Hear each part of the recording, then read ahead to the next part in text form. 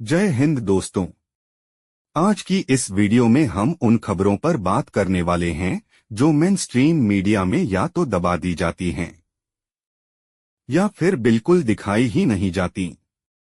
हाल के कुछ घंटों में जियोपॉलिटिक्स से जुड़ी ऐसी कई बड़ी अपडेट्स सामने आई हैं जिनका सीधा असर भारत की विदेश नीति, भारत की सुरक्षा और आने वाले रणनीतिक फैसलों पर पड़ सकता है। इसलिए इस वीडियो को अंत तक ध्यान से देखना बेहद जरूरी है। भारत, अमेरिका और ट्रंप का टैरिफ बम। सबसे पहले बात करते हैं भारत और अमेरिका के रिश्तों की। अमेरिकी राष्ट्रपति डोनाल्ड ट्रंप ने एक बार फिर भारत को लेकर काफी सख्त बयान दिया है। डोनाल्ड ट्रंप ने खुली भाषा में कहा है कि प्रधानमंत्री नरेंद्र मोदी एक अच्छे इंसान हैं, लेकिन उन्हें पहले से पता था कि ट्रंप भारत से खुश नहीं हैं। ट्रंप ने यह भी कहा कि अगर भारत रूस के साथ अपना व्यापार जारी रखता है तो अमेरिका भारत पर लगाए गए टैरिफ को और ज्यादा बढ़ा सकता है। यह कोई मामूली चेतावनी नहीं है। खबरों के मुताबिक अमेरिका भारत पर लगाए गए 50% टैरिफ को 70 या 80% तक ले जाने पर विचार कर रहा है। यहां तक कि कुछ सेक्टर्स में टैरिफ 500% तक बढ़ाने की बातें भी चल रही हैं। दोस्तों, यह बयान ऐसे समय में आया है जब अमेरिका ने वेनेजुएला में काफी आक्रामक एक्शन लिए हैं। इससे साफ संकेत मिलता है कि डोनाल्ड ट्रंप इस वक्त इकोनॉमिक प्रेशर को एक हथियार की तरह इस्तेमाल कर रहे हैं। वेनेजुएला और स्टारलिंक का बड़ा खेल। इसी पूरे घटनाक्रम के बीच एक और बेहद अहम अपडेट सामने आती है जो सीधे तौर पर सैटेलाइट इंटरनेट और नेशनल सिक्योरिटी से जुड़ी हुई है। एलन मस्क की कंपनी स्टारलिंक ने अचानक वेनेजुएला में अपनी इंटरनेट सेवाएं एक्टिव कर दी हैं। पहले वेनेजुएला में स्टारलिंक की कोई आधिकारिक सर्विस मौजूद नहीं थी, लेकिन अब कंपनी ने ऐलान किया है कि अगले 1 महीने तक वेनेजुएला के लोगों को फ्री सैटेलाइट इंटरनेट दिया जाएगा। एक्सपर्ट्स का कहना है कि इतनी तेजी से किसी देश में सैटेलाइट इंटरनेट का चालू हो जाना एक बहुत बड़ा सवाल खड़ा करता है। क्या बिना किसी देश की सरकारी अनुमति के इस तकनीक का इस्तेमाल किया जा सकता है? माना जा रहा है कि स्टारलिंक के सैटेलाइट्स पहले से ही उस इलाके को कवर कर रहे थे और जरूरत पड़ते ही इंटरनेट सर्विस तुरंत चालू कर दी गई। यही बात अब दुनिया के कई देशों के लिए एक नया सिक्योरिटी रिस्क बनकर सामने आ रही है। भारत, फ्रांस और यूरोप की चाल। अब बात करते हैं भारत और फ्रांस से जुड़ी एक बेहद अहम कूटनीतिक हलचल की।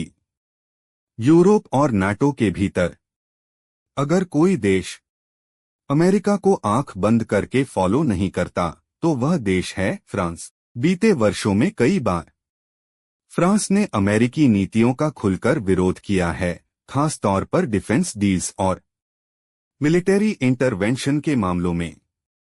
लेकिन वेनेजुएला संकट पर फ्रांस ने अमेरिका का खुलकर विरोध नहीं किया।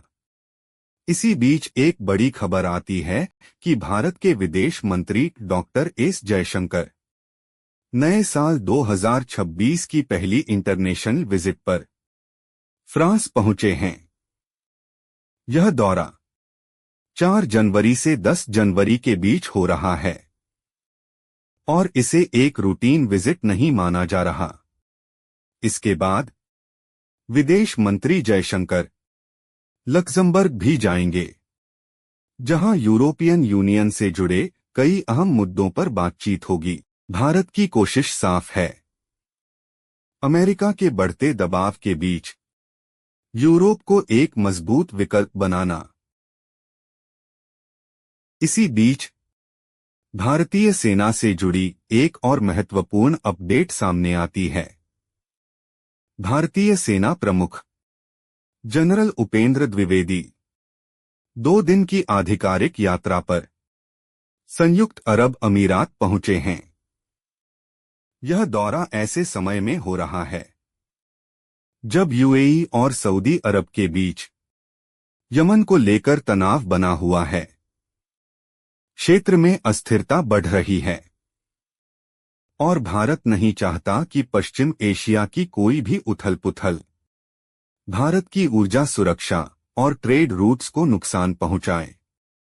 अब चलते हैं भारत और बांग्लादेश से जुड़ी एक विवादित खबर की ओर। भारतीय आईपीएल से बांग्लादेशी क्रिकेटर मुस्तफिजुर रहमान को बाहर किए जाने के बाद बांग्लादेश की अंतरिम सरकार ने अपने देश में आईपीएल के प्रसारण पर पूरी तरह रोक लगा दी है। लेकिन सच्चाई यह है कि इस फैसले से नुकसान भारत को नहीं बल्कि उसी बांग्लादेशी कंपनी को होगा जिसने आईपीएल के ब्रॉडकास्टिंग राइट्स खरीदे थे। जानकारों का मानना है कि अंतरिम सरकार और प्रोफेसर मोहम्मद यूनुस भारत से रिश्ते बिगाड़ने का कोई मौका नहीं छोड़ रहे। अब एक गंभीर खबर नाइजीरिया से। नाइजीरिया ने एक भारतीय जहाज और उस पर मौजूद 22 भारतीय क्रू मेंबर्स को डोट हिरासत में ले लिया है। नाइजीरियन अधिकारियों का दावा है कि जांच के दौरान 31.5 किलो कोकीन बरामद हुई है। भारत सरकार इस पूरे मामले में डिप्लोमेटिक चैनल्स के जरिए लगातार संपर्क में है ताकि भारतीय नागरिकों के अधिकार सुरक्षित रह सकें। अब आते हैं सबसे संवेदनशील अपडेट पर।